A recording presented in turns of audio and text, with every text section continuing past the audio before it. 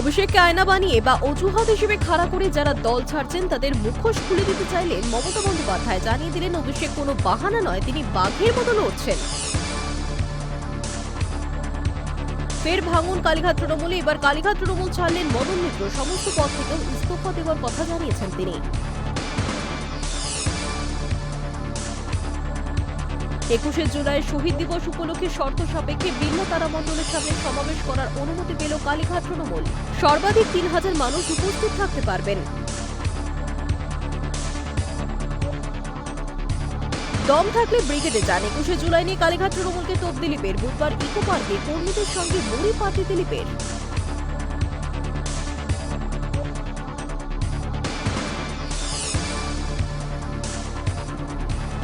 নির্দিষ্ট সময়ের বেশি এক পদে বা এক জায়গায় থাকা যাবে না। প্রশাসনের কাজে আরো স্বচ্ছতা আনা এবং দুর্নীতির সুযোগ কমাতে মাঠ পর্যায়ের সরকারি আধিকারিকদের জন্য নতুন বদলি নীতি চালু করল সরকার। কলকাতার নাইট শিফট কর্মী, অফিস ফেরত যাত্রী এবং রাতের শহুরে জীবনকে আরো সচল করতে বড় পরিকল্পনা রাজ্য সরকারের। ফের চালু হতে পারে সারা রাতের সরকারি নাইট বাস পরিষেবা। পুজোর আগেই সরকারি বাসের সিসিটিভি, জিপিএস, মহিলা নিরাপত্তায় বড় ঘোষণা পরিবহন মন্ত্রীর।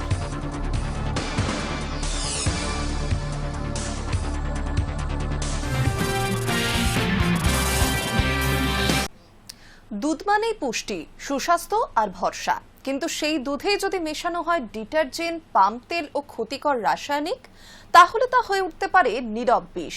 মহারাষ্ট্রে সম্প্রতি ফাঁস হয়েছে দেশের অন্যতম বড় সিনথেটিক দুধ চক্র। তদন্তে উঠে এসেছে বিপুল পরিমাণ ভেজাল। দুধ তৈরি করে আসল দুধের সঙ্গে মিশিয়ে বাজারে সরবরাহ করা হচ্ছিল। গত কয়েক মাসে কোটি কোটি লিটার ভেজাল দুধ সাধারণ মানুষের ঘরে পৌঁছে গিয়েছে বলে আশঙ্কা করা হচ্ছে। এই ঘটনায় খাদ্য নিরাপত্তা, জনস্বাস্থ্য এবং প্রশাসনিক নজরদারি নিয়ে বড় প্রশ্ন উঠেছে। কিভাবে চলছিল এই চক্র, কি বিপজ্জনক উপাদান ব্যবহার করা হচ্ছিল এবং এর ফলে মানুষের শরীরে কি প্রভাব পড়তে পারে, সেই সমস্ত তথ্য নিয়েই আমাদের এই বিশেষ প্রতিবেদন।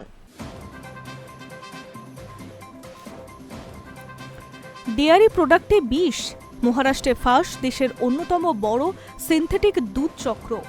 উদ্বেগে কোটি কোটি মানুষের এক গ্লাস দুধ প্রতিদিনের পুষ্টির অন্যতম প্রধান উৎস। কিন্তু শিশু থেকে বৃদ্ধ প্রায় প্রতিটি পরিবারেই দুধ একটি অপরিহার্য খাদ্য। কিন্তু সেই দুধই যদি হয়ে ওঠে বিষ। বাইরে থেকে দেখতে একেবারে সাধারণ দুধের মতো, স্বাদেও তেমন কোনো পার্থক্য নেই, অথচ তার ভিতরে মিশে রয়েছে ডিটারজেন্ট, পাম তেল, নিম্নমানের রাসায়নিক ও ভেজাল মিক্স পাউডার। মহারাষ্ট্রে প্রকাশ্যে আসা দেশের অন্যতম বড় সিনথেটিক দুধ চক্রের ঘটনায় এখন ঠিক এই প্রশ্নই ঘুরপাক খাচ্ছে কোটি কোটি মানুষের মনে। মহারাষ্ট্রের ধারাশিব জেলার ভূম তালুক এলাকায় সম্প্রতি পুলিশ এবং ফুড অ্যান্ড ড্রাগ অ্যাডমিনিস্ট্রেশনের যৌথ অভিযানের সামনে এসেছে এক চাঞ্চল্যকর তথ্য। তদন্তের অভিযোগ উঠেছে একটি সুসংগঠিত চক্র দীর্ঘদিন ধরে ভেজাল দুধ তৈরি করে বাজারে সরবরাহ করছিল। শুধু তাই নয়, সেই সিনথেটিক দুধ আবার আসল দুধের সঙ্গে মিশিয়ে সাধারণ মানুষের কাছে বিক্রিও করা হচ্ছিল। তদন্তকারীদের হাতে আসা নথি অনুযায়ী গত 6 মাসে প্রায় 2,30,470 কেজি নিম্নমানের মিল্ক পাউডার ব্যবহার করে তৈরি করা হয়েছে 23 লক্ষ লিটারের বেশি সিনথেটিক দুধ, যার আনুমানিক বাজার মূল্য 9 কোটিরও বেশি টাকা। তবে সবচেয়ে উদ্বেগের বিষয় হলো এই ভেজাল দুধ সরাসরি বাজারে বিক্রি করা হয়নি, বরং প্রতি 100 লিটারে আসল দুধের সঙ্গে প্রায় 10 লিটার করে সিনথেটিক দুধ মিশিয়ে সরবরাহ করা হতো। ফলে বাস্তবে বাজারে পৌঁছানো ভেজাল দুধের পরিমাণ 2.3 কোটিরও বেশি লিটার হতে পারে বলে মনে করছে তদন্তকারীরা। প্রশ্ন উঠছে, কিভাবে তৈরি করা হতো এই সিনথেটিক দুধ? তদন্তে উঠে এসেছে একটি ভয়ঙ্কর চিত্র। ডিটারজেন্ট পাউডার, পাম তেল, নিম্নমানের রাসায়নিক পাউডার এবং নিম্নমানের মিল্ক পাউডার নির্দিষ্ট অনুপাতে মিশিয়ে এমন একটি তরল তৈরি করা হতো যা দেখতে ঘনত্ব এবং ফ্যাটের মাত্রা অনেকটাই আসল দুধের মতো। সাধারণ মানুষের পক্ষে এমন ভেজাল দুধ চিহ্নিত করা কার্যত অসম্ভব। এমনকি প্রাথমিক পর্যায়ের পরীক্ষাতেও ধরা পড়বে না এটা। ফলে বছরের পর বছর ধরে এই ধরনের চক্রগুলি খাদ্য নিরাপত্তার জন্য বড় চ্যালেঞ্জ হয়ে উঠেছে। তদন্তকারীদের দাবি গোটা কারবারটি অত্যন্ত পরিকল্পিতভাবে পরিচালিত হচ্ছিল। পশুখাদ্য ব্যবসার আড়ালে চলছিল এই অবৈধ উৎপাদন। তদন্তে বালা সাহেব গডসে নামে একটি ব্যক্তির নাম উঠে এসেছে, যিনি একাধিক দুধ উৎপাদন কেন্দ্রে ভেজাল মিল্ক পাউডার সরবরাহ করতেন বলে অভিযোগ। পাশাপাশি বিভিন্ন মিল্ক কালেকশন সেন্টারেরও ভূমিকা খতিয়ে দেখা হচ্ছে। অভিযোগের সময় উদ্ধার হয়েছে 16 ব্যাগ ভেজাল মিল্ক পাউডার। ইতিমধ্যেই 7 জনের বিরুদ্ধে মামলা দায়ের করা হয়েছে, যদিও অভিযুক্তরা এখন পলাতক। তাদের খুঁজে বের করতে বিশেষ তদন্তকারীর দল বা সিট গঠন করা হয়েছে। তদন্তকারীদের দাবি, এই চক্রের সঙ্গে আরও ব্যক্তি, ব্যবসায়ী বা সংস্থা যুক্ত থাকতে পারে। তাই আর্থিক লেনদেনের থেকে শুরু করে সরবরাহ শৃঙ্খলার প্রতিটি স্তর খতিয়ে দেখতে হবে। এই ঘটনাকে শুধুমাত্র খাদ্য ভেজালের ঘটনা হিসেবে দেখছেন না বিশেষজ্ঞরা। তাদের মতে এটি একটি জনস্বাস্থ্য সংকট। চিকিৎসকদের সতর্ক বার্তা অত্যন্ত উদ্বেগজনক। ডিটারজেন্ট বা রাসায়নিক মিশ্রিত দুধ দীর্ঘদিন পান করলে শরীরে মারাত্মক প্রভাব পড়তে পারে। হজমের সমস্যা, বমি, পেটে অসুখ, লিভার ও কিডনির ক্ষতি, সঙ্গে রক্তে বিষক্রিয়া এবং দীর্ঘমেয়াদী শারীরিক জটিলতা দেখা দিতে পারে। শিশুদের ক্ষেত্রে এই ঝুঁকি তো আরও অনেকটাই বেশি, কারণ তাদের শরীর এখনো সম্পূর্ণ বিকশিত হয়নি। একইভাবে গর্ভবতী মহিলা, বয়স্ক ব্যক্তি, রোগ প্রতিরোধ করার ক্ষমতা কম এবং রোগ প্রতিরোধ ক্ষমতা কম এমন মানুষেরাও গুরুতর স্বাস্থ্যের ঝুঁকির মুখে পড়তে পারেন। খাদ্য নিরাপত্তার বিশেষজ্ঞদের মতে দুধ এমন একটি পণ্য যা প্রতিদিন কোটি কোটি মানুষ ব্যবহার করেন। ফলে দুধে ভেজাল মানে একসঙ্গে বিপুল সংখ্যক মানুষের স্বাস্থ্যের ঝুঁকির মুখে পড়া।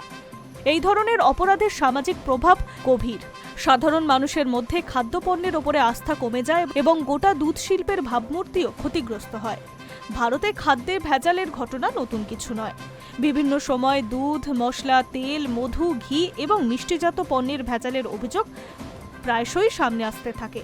তবে মহারাষ্ট্রে প্রকাশ্যে আসা এই চক্রের আকার ও পরিধি বিশেষভাবে উদ্বেগজনক। কারণ এখানে অভিযোগের মাত্রা শুধু ভেজাল নয়, দীর্ঘদিন ধরে পরিকল্পিতভাবে বিপুল পরিমাণ ভেজাল দুধ বাজারে ছড়িয়ে দেওয়া। এই ঘটনার পর নতুন করে প্রশ্ন উঠতে শুরু করেছে খাদ্য নিরাপত্তা ব্যবস্থার কার্যকারিতা নিয়ে। নিয়মিত পরিদর্শন, নমুনা পরীক্ষা, সরবরাহ শৃঙ্খলার ওপরে নজরদারি আরও জোরদার করার দাবি উঠেছে বিভিন্ন মহলে। বিশেষজ্ঞদের মতে শুধু প্রশাসনের উদ্যোগ যথেষ্ট নয়, সচেতন হতে হবে সাধারণ মানুষকেও। বিশ্বস্ত উৎস থেকে দুধ কেনা, প্যাকেটজাত ও অনুমোদিত ব্র্যান্ডের পণ্য ব্যবহার এবং সন্দেহজনক ক্ষেত্রে অভিযোগ জানানো অত্যন্ত গুরুত্বপূর্ণ। খাদ্য নিরাপত্তা আইনে এই ধরনের অপরাধের জন্য কঠোর শাস্তির বিধানও রয়েছে। অভিযোগ প্রমাণিত হলে 10 লক্ষ টাকা পর্যন্ত জরিমানা এবং যাবজ্জীবন কারাদণ্ডও হতে পারে। প্রশাসনের দাবি, এই চক্রের সঙ্গে জড়িত কাউকেই ছাড় দেওয়া হবে না। তদন্ত এখনো চলছে, কিন্তু এই ঘটনা ইতিমধ্যেই দেশের খাদ্য নিরাপত্তা ব্যবস্থাকে বড় প্রশ্নের মুখে দাঁড় করিয়েছে। প্রতিদিন যে দুধকে পুষ্টিকর প্রতীক হিসেবে মনে করা হয়, তাতে যদি ভেজালের বিষাক্ত ফাঁদে পরিণত হয়, তাহলে উদ্বেগের কারণ যে যথেষ্ট তা বলার অপেক্ষা রাখে না।